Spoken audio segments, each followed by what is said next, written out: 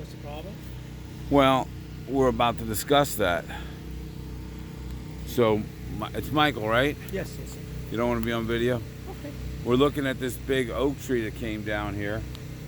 And I see two J-lags sticking out of here. They look like they're fairly recent. Michael, you said how old were they? About 2-3 months ago. 2 or 3 months ago. So, and that one's not set all the way in the ground, in the tree properly. So that's just FYI, that's like 2 inches there.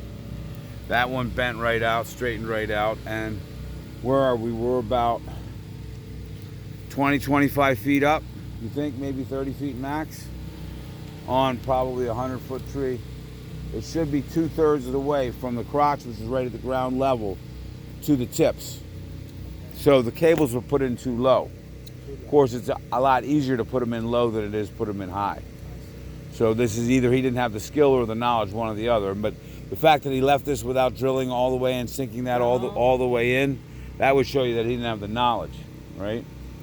So it's a shame. Yeah, because, I mean, maybe this tree would have been saved, and I'm a big proponent of cables.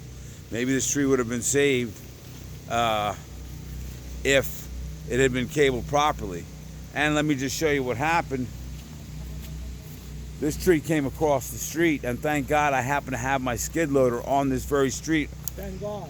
Beforehand, because how many people were out here that couldn't get through it? The only way in and out of this, how many people? 20 at least. At least 20 people were here when I cut this tree out, and it was almost dark. It was actually just getting dark. Yeah, that was kind of fun. And but otherwise, people would have to be driving around in the lawn there. That would be the only way to get away. I mean, you'd have to just go all the way around. That's true. Yeah, I mean, how would a fire truck get in there?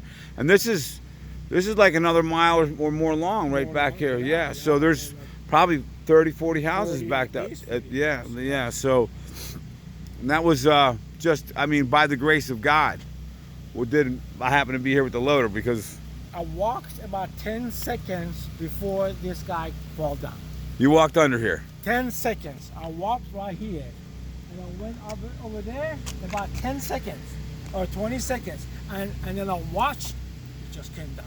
Did you hear it? And that why you? Yeah, it came down and hit this tree. Yeah, I was right there. I was standing right there. What did it sound like? It was boom.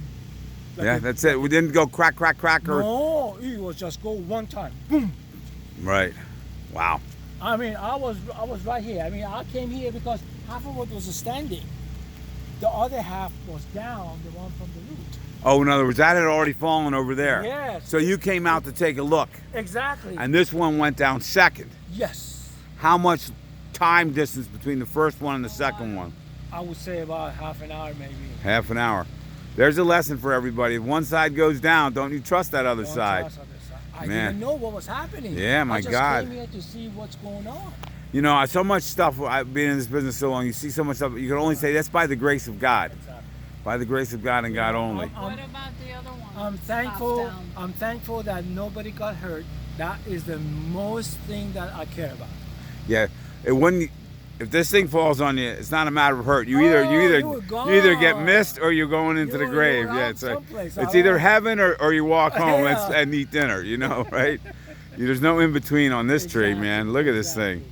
My God, yeah. So I look at the size of this. yeah, let's go take a look at it here.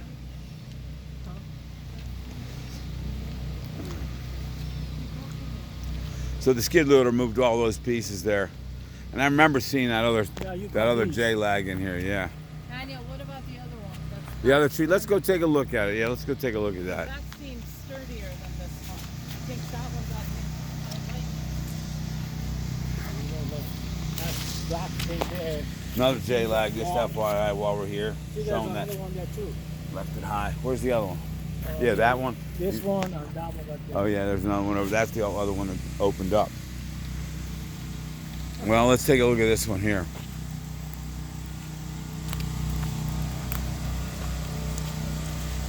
So codominant stem, not at ground level. Included bark is right here. So this could be saved. That's all included bark. You know, yeah, the ground is sturdy. The base of the tree is Yeah. sturdy. Yeah. If you know, really, if you want to save the tree, Cut some of it off. you should take a little weight off the top of it. But eventually it'll go. But you probably have a number of years.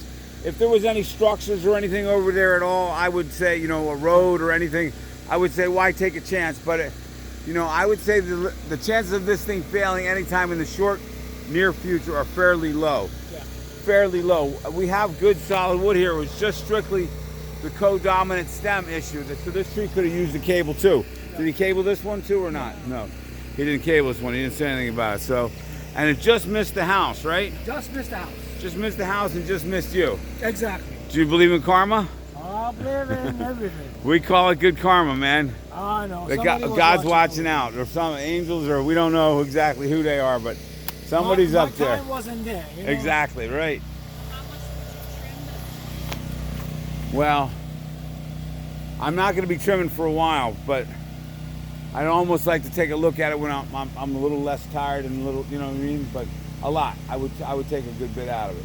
But we're not at risk in the short term. I don't think so. No. Look at this nice sturdy base here. Very sturdy. Yeah, it looks pretty solid. Yeah. I mean, you got one little spot there from some old cuts, but I'm not seeing any issues at all, really. And like I say, if it goes, it's not like it's a liability issue. They got to cut it off the driveway, but the chances of it really hurting. If it goes this way, is it any No chance. No chance. No, it's only going to go one way. Yep. It's got to go this way. Got to go that way. So I think due to the lack of any kind of potential for serious damage over there, it's not, would consider a very low risk and therefore a low priority. Okay? Okay. All right. Well, thank you for being on the video. And what about, Daniel, that red maple? That's a red maple, right? We call them crimson maples, yeah. That's a beautiful tree. I know it did, right? It's still close to the house. Yeah. And there's a big branch on the other side. So my question is it overly heavy on one side versus the other? No, I mean, that tree just lived through the storm. The only thing that broke that tree is that this other tree just landed on it, right? We don't know. Well, I can see it right from here. This tree hit that. It just wiped all those branches out right there. Yes. Almost guaranteed. So, you know, I've been doing this a long time. I don't even have to take a close look. That's kind of a drive-by. But we'll walk over there and look at it. But what's important on those trees is how the branches are crotched and the unions, the branch unions, if they're stable, and then if there's any decay in there. If it's been improperly pruned, sometimes 10, 15, 20, 25 years ago, the decay can get in from old pruning, improper cuts. But I have a good, I wasn't thinking about this tree when I walked up to the house. We will go take a look at it in a minute, but I'm pretty sure this tree's fine. I mean, my worry is my son's room. Oh, well, it's not big enough. It's not as big as these other ones to do that. It couldn't come through the house. When they're this big, yeah, and if that was near the house, you know, that big over there, yeah, that could possibly do some serious damage to the house. But that little maple tree, no chance in the world.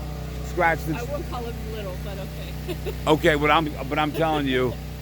And the other thing is, it's so close to the house, it doesn't have time to pick up momentum. When it starts going, it takes a while for the momentum to take place there. So, I mean, you wouldn't even really do a lot more than scratch the shingles. You might crack one or two rafters on the outside, but you wouldn't, at the worst, it's never, no way is it coming through the roof. No way is it, you know, it's not shaped in a way that can come through the siding, through the windows, or the windows.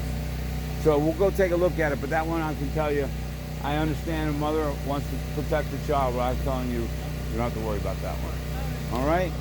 Well, thank you very much. Thank you, Mike. Thank you for coming. Yeah.